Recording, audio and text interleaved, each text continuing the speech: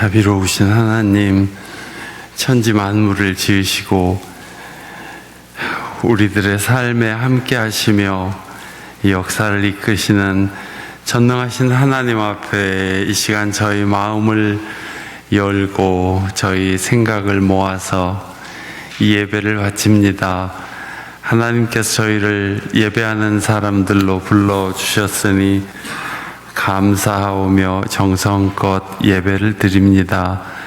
주 성령께서 이 자리에 임재하시고 저희 예배를 받아주시옵소서. 예수 그리스도 이름으로 기도하옵나이다. 아멘.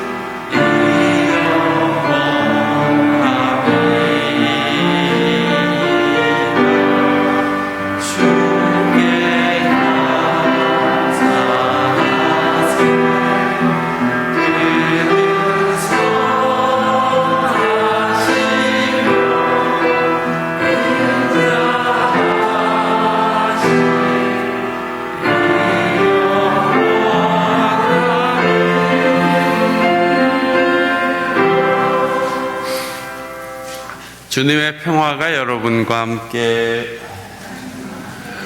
형제 자매들과 평화 인사를 나눕시다.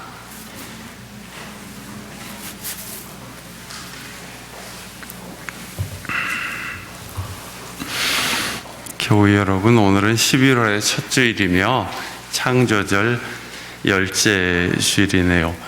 주님께서 우리를 부르셨으니 다만 주님께 마음을 모으고 이 예배를 올립시다. 찬송가 17장 같이 부릅시다.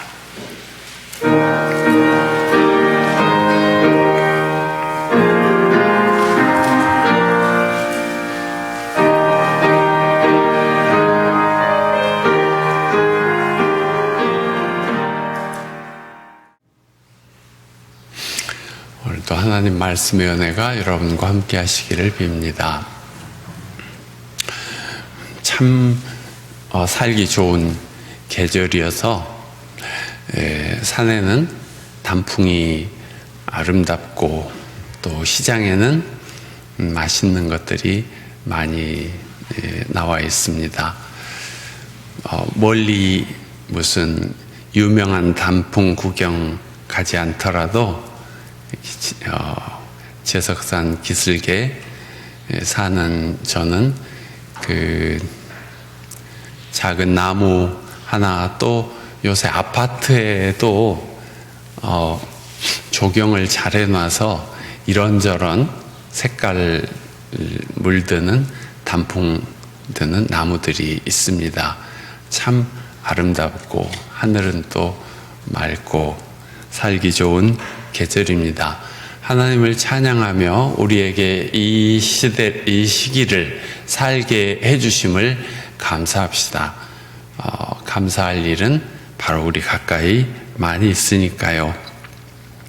우리가 흔히 예수님의 복음과 대조되는 것으로 율법을 이야기하는데, 그래서 율법은 나쁜 것이라는 생각이 있을 수 있는데 율법은 나쁜 것이 아닙니다. 당시 종교인들에 의해서 사람을 심판하는 도구로 쓰여졌기 때문에 그거 아무리 잘 지킨다고 하나님 만나는 것은 아니다. 그런 것이 그 신약 성경의 말씀이죠. 율법에는 본디 참 아름답고 고귀한 정신들이 담겨 있습니다. 예컨대 레위기나 신명기를 보면 추수할 때 밭의 끝자락은 남겨두라 그랬습니다. 다 훑어서 없애지 말고 끝자락은 남겨두라 그럽니다. 올리브나무나 포도나무에서 열매를 거둔 후에 그 가지를 다시 안 따진 거 없는가 하고 살펴보아서는 안 된다. 그냥 가라 그럽니다. 또 곡식단을 밭에 놓고 왔을 때 그것도 다시 찾으러 가서는 안 된다. 그것은 가난한 사람, 외국인, 과부와 고아들의 것이다. 그렇게 규정을 하고 있습니다. 그래서 가난한 사람들은 추수가 끝난 다음 밭에 나가서 이삭 줍기를 했습니다. 이삭 줍기는 자기 밭이 없거나 소유가 없는 사람들을 위한 조치였습니다. 이스라엘의 가난한 사람들은 이 율법 때문에 굶주리거나 구걸하지 않아도 되었습니다. 그 옛날에, 아니 지금까지도 전쟁이 그치지 않는 중동의 한복판에서 이런 사회적 안전망이 있다는 것이 참 놀라운 일입니다. 지금 한국 사회보다도 나은 점이 있습니다. 우리 사회가 돈을 섬겨서 돈이 많아졌는데 어떻게 됐냐면, 첫째, 집값이 너무 비싸서 젊은이들이 집장만 하기를 포기하고 있고, 결혼 비용이 많이 들어서 결혼하기를 포기하고, 아이들 양육비, 교육비가 많이 들어서 아이 낳기를 포기해야 하는 그런 사회가 된 것입니다. 우리나라가 돈 많은 경제 대국이 되었는데 왜 그럴까요? 돈을 정의롭게, 지혜롭게 잘 쓰면 풍요로운 세상이 되지만, 돈을 섬기면 그 돈의 노예가 되고 맙니다. 네가 나에게 엎드려 절만하면 이 모든 것을 너에게 주겠다. 누가 그랬죠? 사탄이 그랬죠. 전에 우리 노회와 우리 광주 노회와 독일의 라인마인 노회가 연대하면서 오가면서 교류한 적이 있는데, 독일 교회 형제들이 광주를 방문했을 때 가졌던 세미나 주제가 교회와 돈이었습니다. 교회는 돈을 어떻게 생각해야 하는가? 교회는 돈을 어떻게 사용해야 하는가? 서로의 생각을 나누었던 적이 있습니다. 제가 라인마인 교회를 방문했을 때 보았던 것은 디아코니아라는 사회복지기구였습니다. 독일의 그리스도인들이 중심적인 역할을 하는 민간 봉사활동 조직인데, 정부의 지원을 받기는 하지만 정부 기관과는 다르게 이 디아코니아는 지역민들의 사정을 속속들이 잘 알고 있었기 때문에 기금이 세지 않고 편중되지도 않고 적절하게 사용되고 있는 것을 보았습니다. 디테일이 중요하다는 것을 깨달았습니다. 디아코니아에는 가난한 사람들을 위해서 시중 물가의 절반 가격으로 식용품을 파는 가게들이 있어서 어쨌거나 굶지 않고 먹고 살 수 있게 되어 있습니다. 또 독일의 복지부는 노동자가 어떤 이유에서든 실직할 경우에는 실직 급여가 나와서 가족이 최소한의 생활은 할 수 있도록 해주었습니다. 독일은 일찌감치 그리고 철저히 그렇게 하고 있었습니다. 한국도 이런 사회적 안전망을 정의로운 사람들이 세워가야 합니다. 어떤 이유로 가난하게 된 사람이라도 다시 재기할 수 있는 사회 안전망과 복지 체제를 갖춰야 합니다. 재물을 정의롭게 분배하지 않으면 그 사회에 아무리 돈이 많아도 사람들은 불행하기만 합니다. 빈익빈, 부익부, 점점 불평등이 심화될 뿐이니까요. 그래서 우리 국민은 부자들만 좋게 해주는 정당에 투표할 것이 아니라 가난해도 같이 사는 사회를 추구하는 정당과 정치인에게 투표해야 합니다. 이것이 성경의 정신입니다. 이스라엘에는 아주 옛날부터 이런 사회 안전망이 있었습니다. 오늘의 구약 성경 룻기를 보면 보아스와 룻은 바로 이 사회 안전망에서 만납니다. 룻은 시어머니를 모시는 과부라서 이삭을 주울 권리가 있었습니다. 보아스는 동네 사람들에게 룻이 이방 여인이지만 괴롭히지 못하게 주의를 주고 일부러 곡식단에서 이삭을 흘리게 합니다.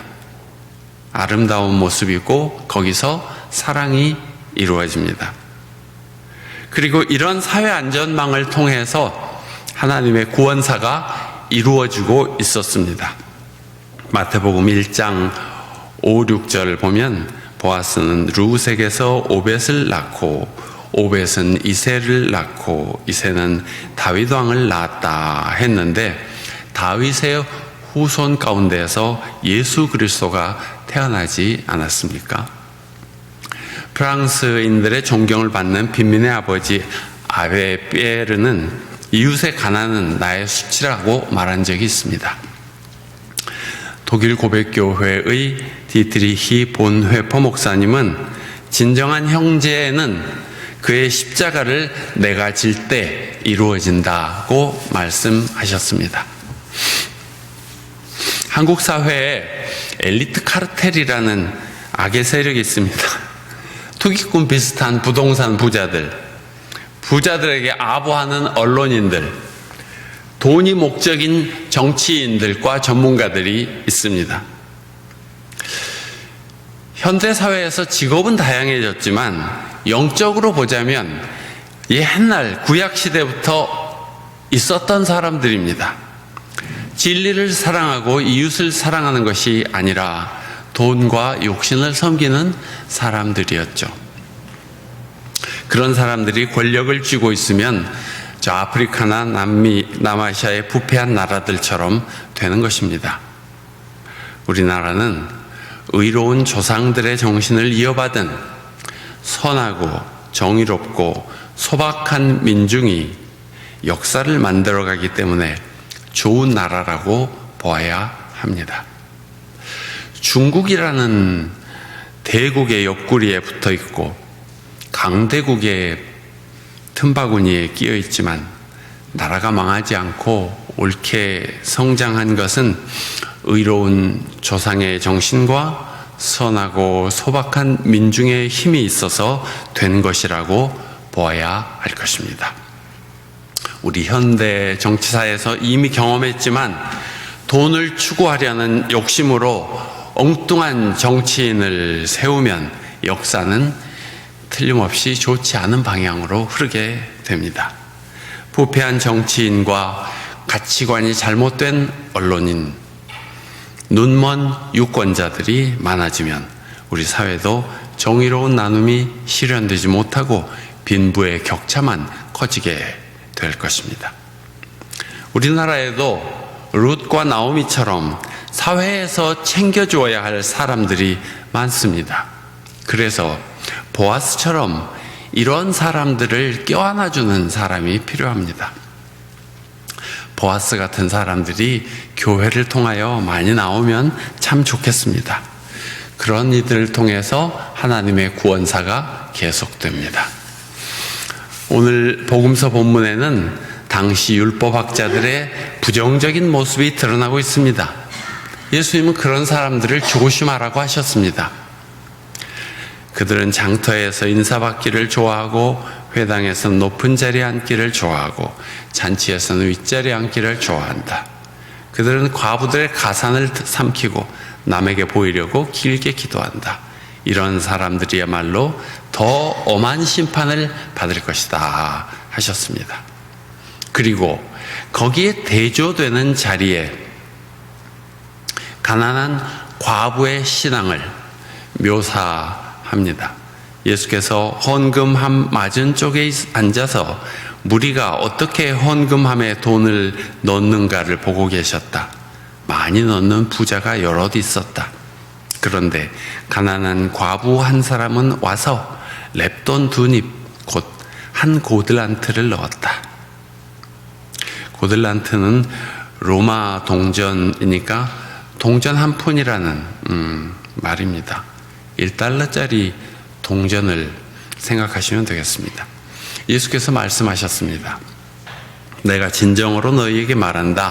헌금함에 돈을 넣은 사람들 가운데 이 가난한 과부가 어느 누구보다도 더 많이 넣었다. 모두 다 넉넉한 데에서 얼마씩을 떼어 넣었지만 이 과부는 가난한 가운데 가진 것 모두 곧 자기 생활비 전부를 털어넣었다 하셨습니다. 부자들의 많은 돈보다 가난한 과부의 동전 헌금을 더 중하게 여기셨습니다. 이렇게 대비되는 두 모습의 차이는 무엇인가? 하나는 자신을 과시하고 다른 사람들에게 대접받기를 즐기면서 사실은 더 어려운 사람의 것을 빼앗는 그런 권력자의 모습이고, 반면에 가난한 과부는 자신이 지닌 것을 모두 하나님께 바치는 신앙의 모습입니다. 그녀는 아마 재물에 연연하지 않는 자유로운 영혼을 가진 사람이었을 수도 있고, 세상 그 무엇보다도 하나님을 사랑하고 하나님을 섬기는 것이 가장 중요한 것임을 믿는 신앙을 가지고 있었을 것입니다. 기독교 신앙은 눈에 보이지 않으나 분명히 계셔서 우리를 사랑하시고 우리를 영접해 주실 하느님을 믿는 믿음입니다. 하느님은 사람이 볼 수 없는 것을 보시는 분, 보이지 않는 마음을 보시는 분이니 우리가 하나님을 뵐 사람들로서 무엇을 잘 간직해야 하겠습니까? 하나님을 향한 진실한 마음이죠. 하나님의 사랑은 보이는 대가를 바라고 하는 것이 아니라 진심으로 하는 사랑입니다. 예수님은 헌금 한 푼 바치기 힘든 이 가난한 과부의 신앙을 알아보시고 칭찬하셨습니다. 히브리서에는 이런 말씀이 있습니다. 그리스도께서는 참 성소의 모형에 지나지 않은 손으로 만든 성소에 들어가신 것이 아니라 바로 하늘 성소 그 자체에 들어가셨습니다. 히브리서에 말하는 성소란 성막이나 성전 같은 하나님을 예배하는 거룩한 장소를 뜻합니다. 그런데 지상의 이런 성전들은 참된 성소의 모형일 뿐이라고 하십니다. 참 성소란 하나님 아버지 계시는 하늘나라를 뜻하는 것이죠. 그럼 우리가 죽어서 이 세상을 떠나기 전에는 참 성소에 들어갈 수 없는 것인가? 꼭 그렇지는 않습니다. 성경에는 여러분의 몸이 주님 거하시는 성전이라는 말씀이 있습니다. 고린도전서 3장에도 있고 6장에도 있습니다. 이것은 아주 획기적이고 혁명적인 말씀입니다. 성전이라 그러면 내 바깥에 있는 나와는 다른 어떤 장소, 공간인 줄 알았는데 내 몸도 주님 거하실 성전, 성소가 될 수 있다는 말씀입니다. 주님이 어떻게 내 안에 계시는가? 우리가 주님의 뜻을 행하면 주님 계시는 성전이 됩니다. 우리 몸은 주님의 뜻을 실천하는 도구입니다. 마스크 쓰고 계셔도 아멘 한번 해보십시오. 우리가 주님의 뜻을 행하면 주님이 계시는 성전이 됩니다. 손으로 든 발로든 얼굴이나 목소리든 우리 삶에서 주님의 뜻을 실행하면 우리 몸은 주님이 거하시는 성전이 됩니다. 보아스는 이방 사람 룻을 받아들였습니다. 낯선 나라에서 난민으로 살더라도 혼자 된 시어머니를 떠나지 않겠다고 베들레헴까지 따라왔던 룻을 보아스는 이방인으로 내치지 않고 받아들여서 나사렛 예수의 족보에 들게 되었던 것입니다. 복음서에 기록된 가난한 과부는 자기 처지도 어려웠지만 하나님을 향한 믿음과 사랑으로 가진 것을 다 털어 헌금했으며 예수님은 그의 신앙을 보시고 칭찬하셨습니다. 주님은 우리의 믿음을 알고 계십니다. 주님은 여러분의 선한 마음과 의로운 정신과 바른 행위와 어려운 때라도 변함없이 주님을 예배하는 신앙을 다 아십니다. 이 땅에서 달려갈 길 다 달리고 천상의 참 성전에 들 때까지 변함없는 신앙으로 주님을 모시고 살아가시기를 축원합니다. 오늘 말씀을 묵상하면서 기도합시다.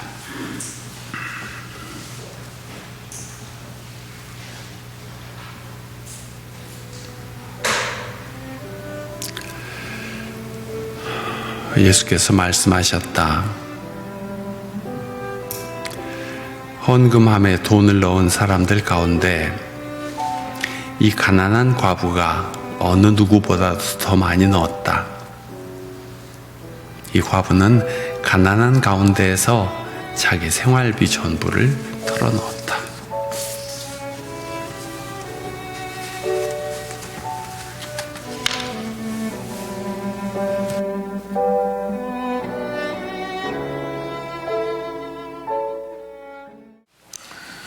사랑하는 교우 여러분, 이제 예배 마치고 세상에 나가시면 여러분이 하실 일이 있습니다. 하나님의 귀하신 뜻을 여러분 몸으로 이루셔서 여러분이 살아있는 하나님의 성전이 되시기를 바랍니다. 이제는 세상에 오셔서 갖은 고초를 겪으시면서 우리에게 구원의 길을 열어주신 우리 주 예수 그리스도의 은혜와 하나님 아버지의 크신 사랑과 성령님의 교통하심과 동행하심이 오늘 하나님께 예배 올리고 세상으로 흩어져 나아가는 주의 백성들 위해 늘 함께 계셔 주시기를 축원합니다.